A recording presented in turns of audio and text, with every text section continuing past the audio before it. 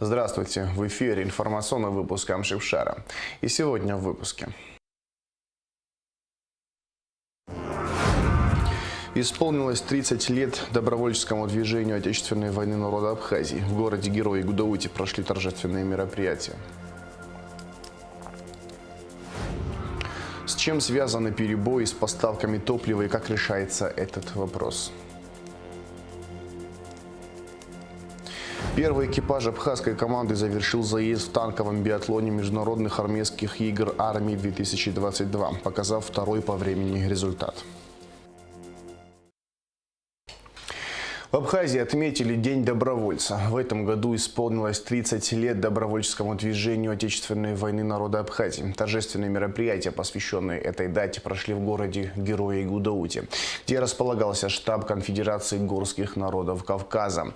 Начались мероприятия с возложения цветов к памятнику добровольцам. Кроме того, в Музее боевой славы имени Сергея Дбар была организована фотовыставка, а в Доме культуры прошло торжественное собрание, где с приветственной речью выступил президент Аслан Бжаня. Все подробности в репортаже Эсмы Гуланцы. Почтить память добровольцев, отдавших жизни за свободу и независимость нашей страны, к установленному в Гудауте памятнику пришли президент Аслан Бжаня, премьер-министр Александр Анкваб, спикер парламента Лаша Ашуба, члены правительства, посол России в Абхазии Михаил Шургалин, общественность и, конечно же, сами добровольцы. Что вело этих людей в пылающую республику, что побудило их протянуть абхазам руку помощи? Это был порыв души и сердца сынов Кавказа. Добровольческое движение начало формироваться с первых дней войны. 15 августа в Абхазию прорвался отряд, возглавляемый султаном Сосналиевым. Помолчите, люди, ради Бога, и к моим прислушайтесь словам. Потерял в бою сегодня друга, он упал, сраженный наповал. Перестало биться его сердце, клич Аллах застыл его уста. И увидеть больше. В день начала войны Султан Асланбекович, зная, что уже собираются люди около штаба, который был организован, пошел туда узнать, что к чему. Но он уже, в принципе, настроился, что будет ехать сюда, но об этом он мне ничего не сказал. Просто взял с собой свою куртку летную, какие-то вещи, что так я не видела, и потихоньку ушел из дому.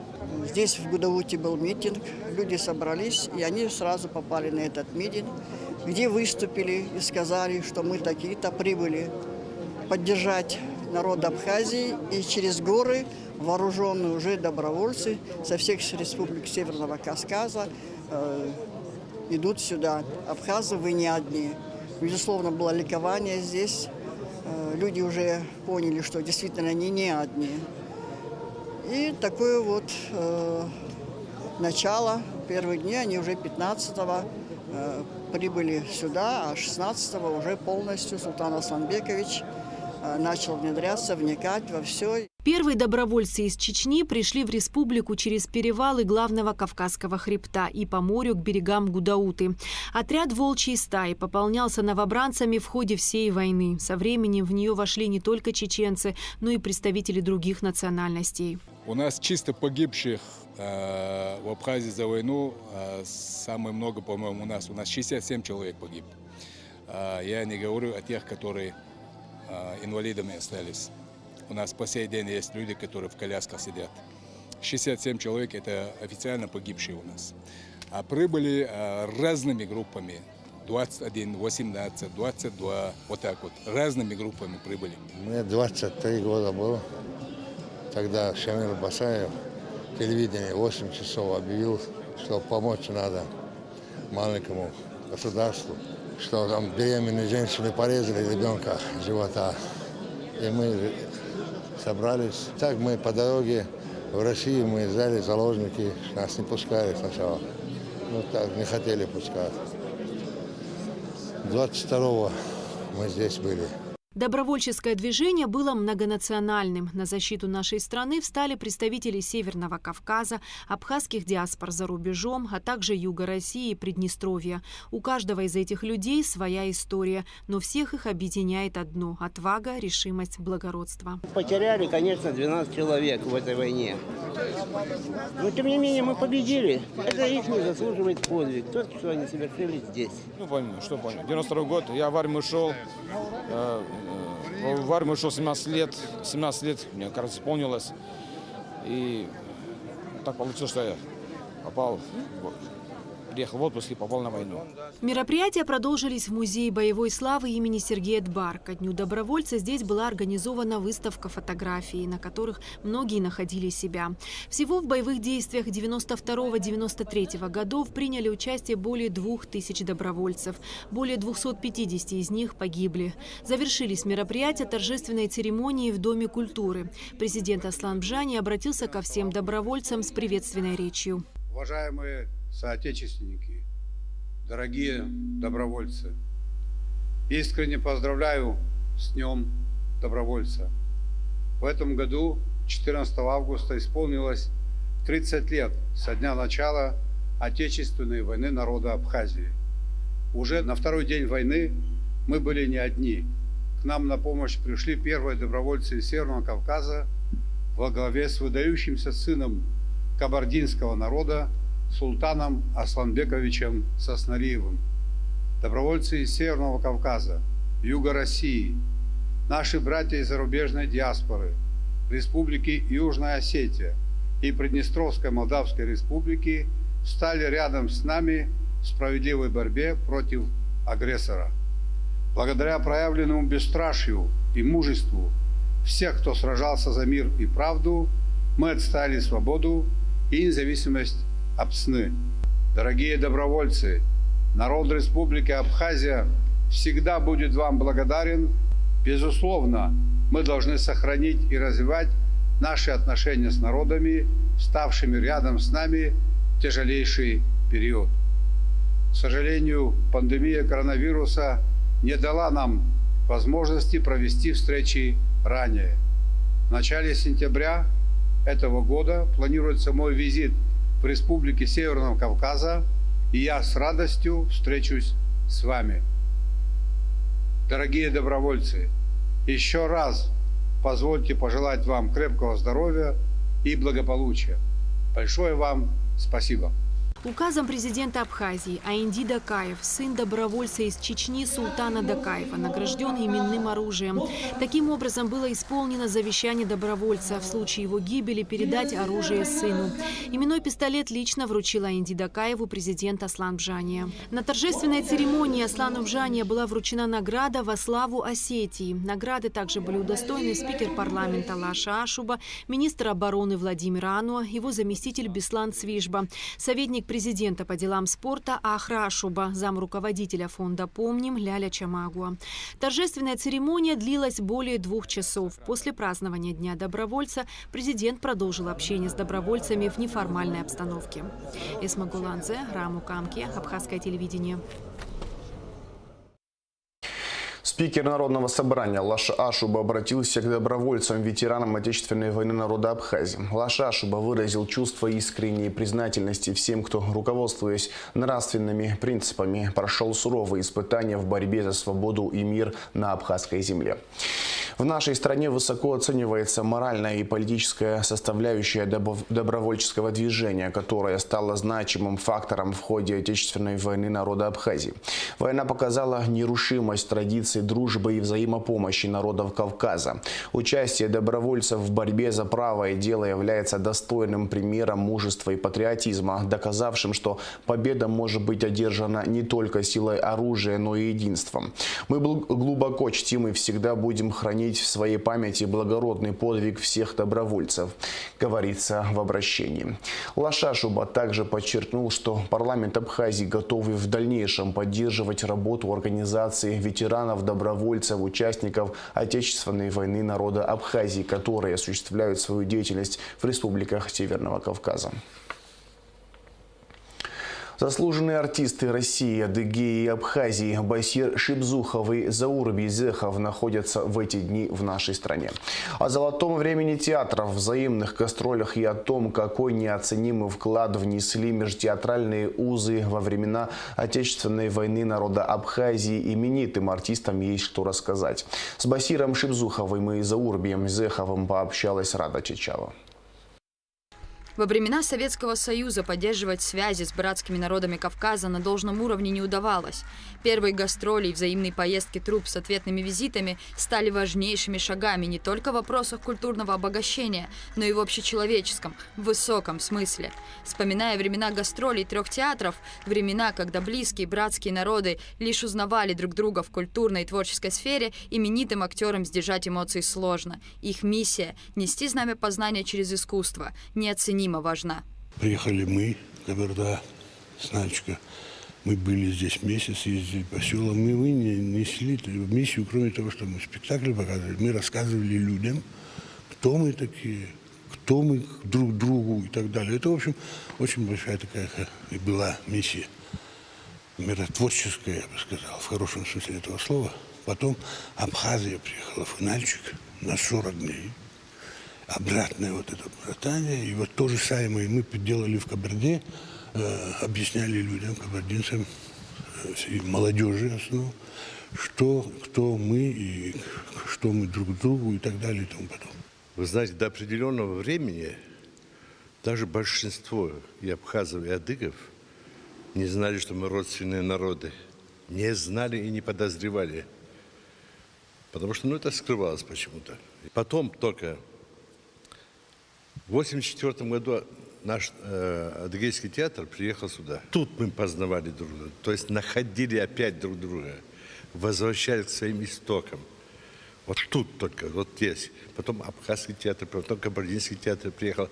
И мы были первооткрывателями, не хочется, чтобы пафоса не было много, но мы были первыми, кто как бы открыл окошко. В 1985 году в тяжелое и сложное для абхазского народа время режиссером театра был Валерий Ковы.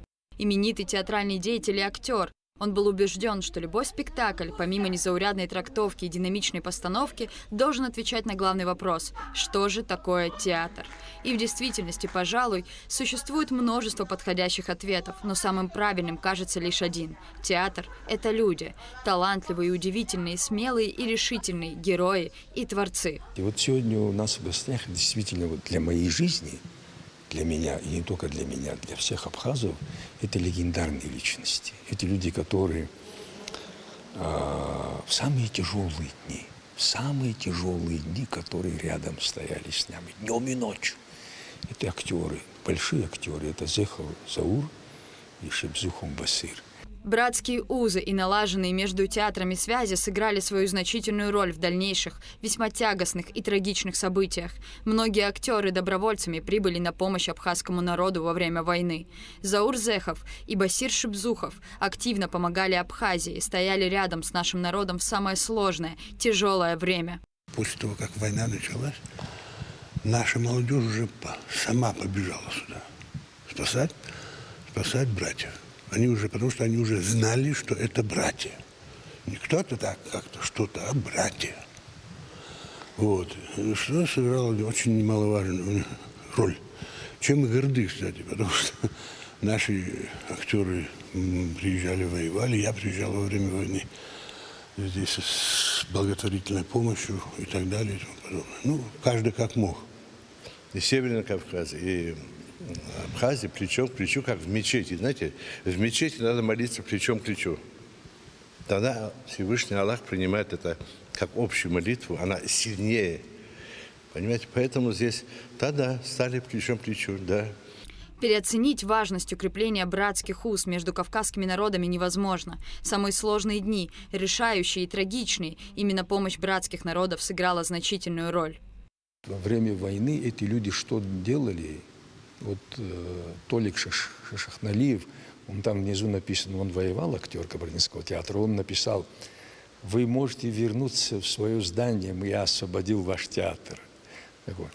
Все они, все члены семьи, родственники, а потом это же вот это оба, Зехов и Шипзухов, они ведущие актеры Северного Кавказа, они очень влиятельны.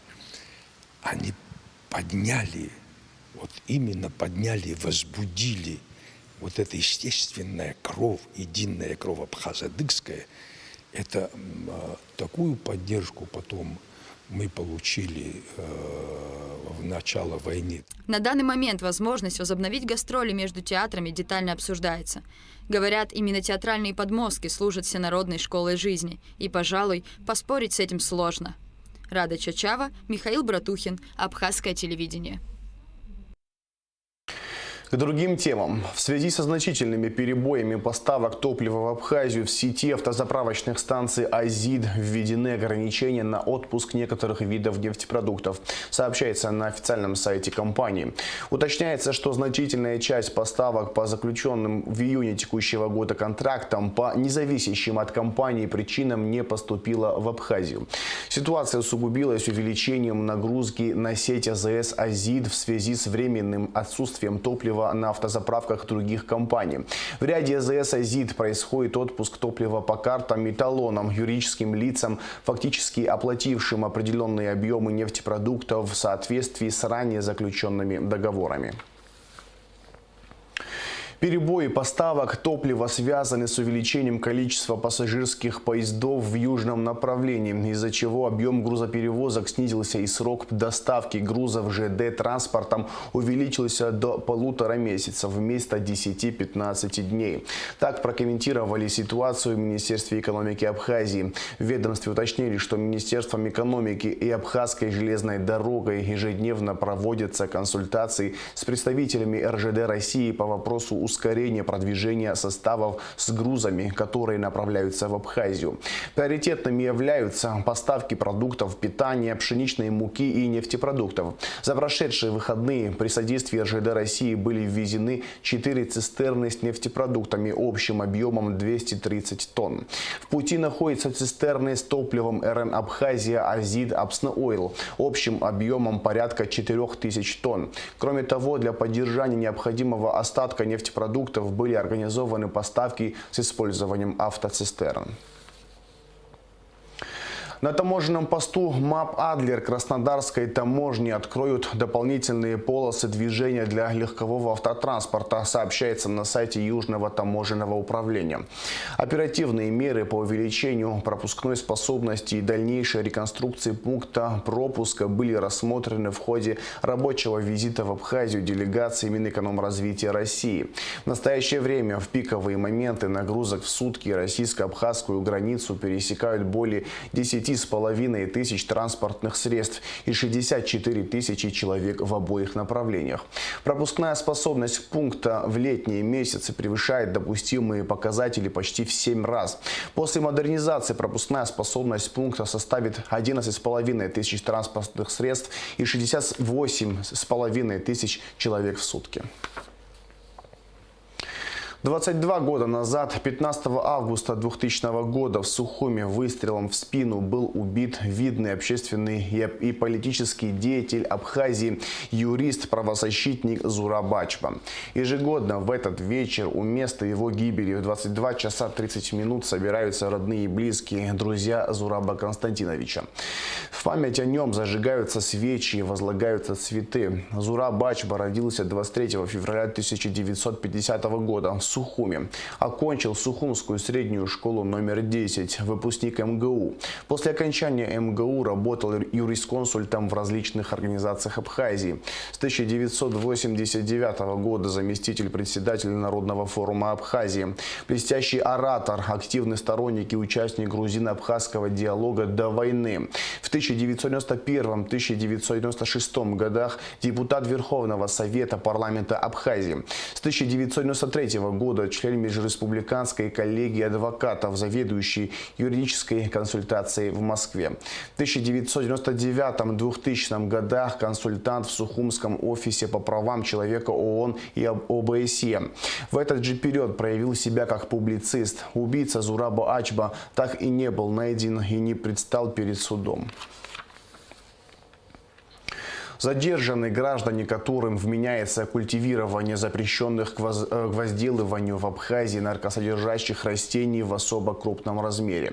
Возбуждены уголовные дела. Подробности в оперативной сводке МВД.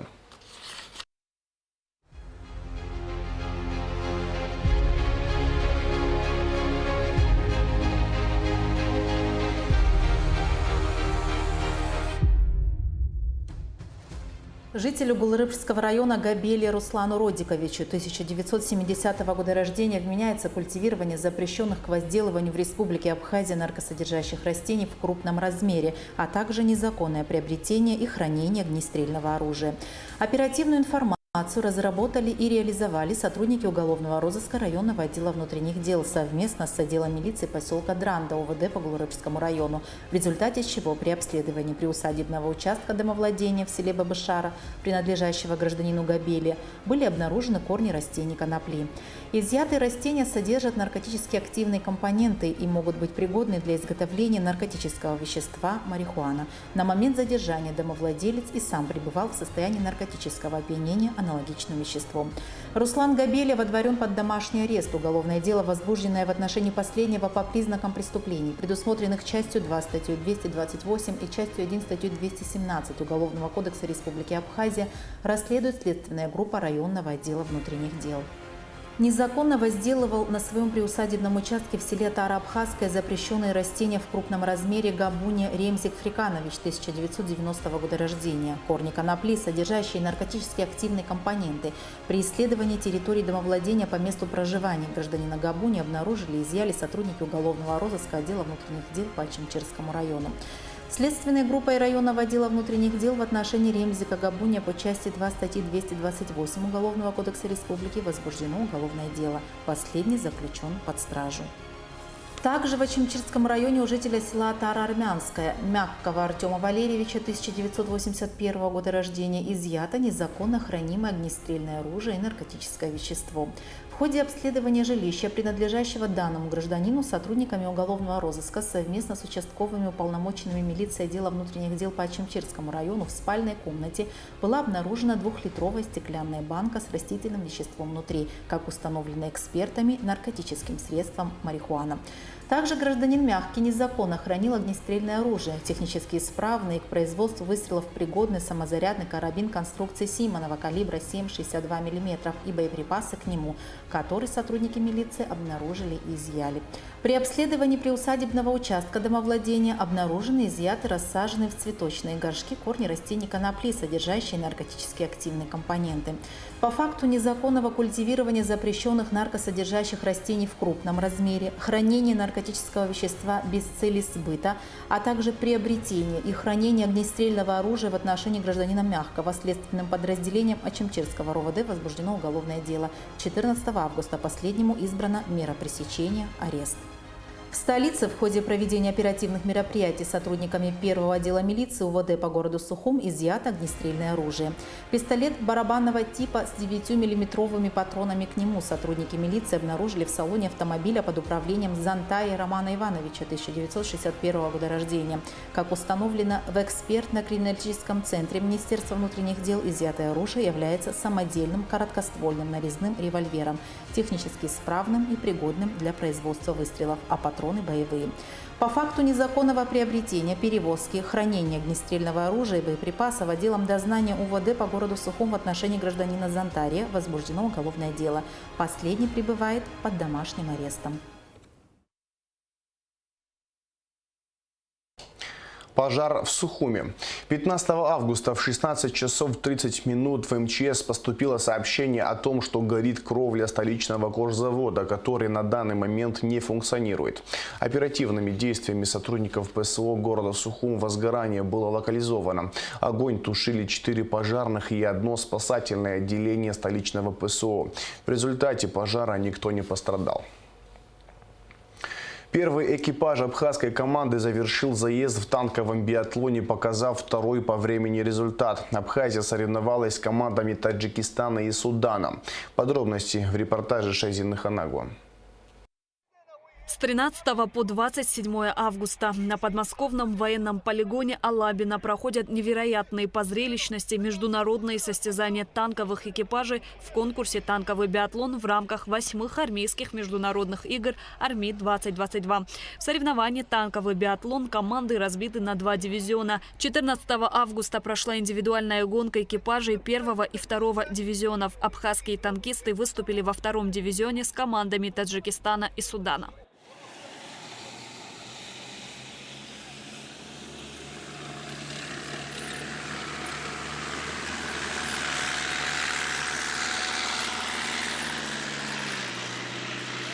В заезде участвовали танкисты, командир танка лейтенант Роберт Хашба, механик-водитель лейтенант Яшар Ашуба, наводчик-оператор старший лейтенант Роман Лагвилава. По итогам заездов танкисты из Таджикистана показали лучшее время – 33:28. У Абхазии второй результат – 44:11. А экипаж из Судана стал третьим – 58:30. Для нашей команды является честью в очередной раз принять участие в данных играх, где мы можем соревноваться с командами из дружественных стран, как с ближнего зарубежья, так и с дальнего зарубежья, в искусстве вождения танка, точности стрельбы из штатного и дополнительного вооружения. Во 2-м дивизионе соревнуются сборные Абхазии, Армении, Зимбабве, Ирана, Лаоса, Мали, Мьянмы, Сирии, Судана, Таджикистана и Южной Осетии. Команды стран-участниц соревнуются в ориентировании на поле боя, искусстве вождения, точности стрельбы и управления огнем на российских танках. Абхазия участвует в танковом биатлоне с 2020 года и показывает хорошие результаты. 3-й год участвуем. Мы привезли сюда 3 экипажа. Из 3 экипажей только 3 человека в прошлом году принимали участие. Мы ездим на российских танках, и надеемся, что у нас тоже такие танки когда-нибудь будут. Наша подготовка проходила 2 дня из-за того, что много стран хотят принимать участие в тренировках. На будущий год также планируем приехать и показать лучшие результаты. И целью ставим на будущий год выйти в 1-й дивизион, где сможем соревноваться с такими сильнейшими командами, как Российская Федерация, Республика Китай, Иран и другие республики. По итогам индивидуальных заездов будет составлен рейтинг лучших экипажей. Первые 3 станут победителями-призерами этапа «Индивидуальная гонка». По сумме показанных результатов от каждой страны будут определены 8 команд полуфиналистов 1-го дивизиона танкового биатлона, которые 23 и 24 августа выявят 4 лучшие сборные на финальную эстафету.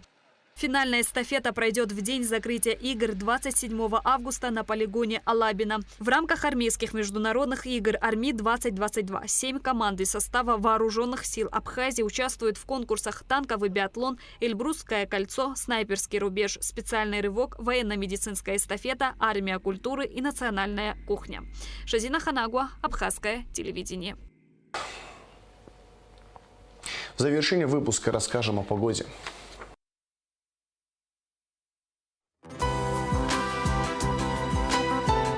По сообщению Гидрометцентра, во вторник, 16 августа, на территории Абхазии ожидается небольшая облачность, преимущественно без осадков, жаркая погода. Температура воздуха ночью 20-25, днем 29-34 градуса тепла. Температура морской воды плюс 27 градусов.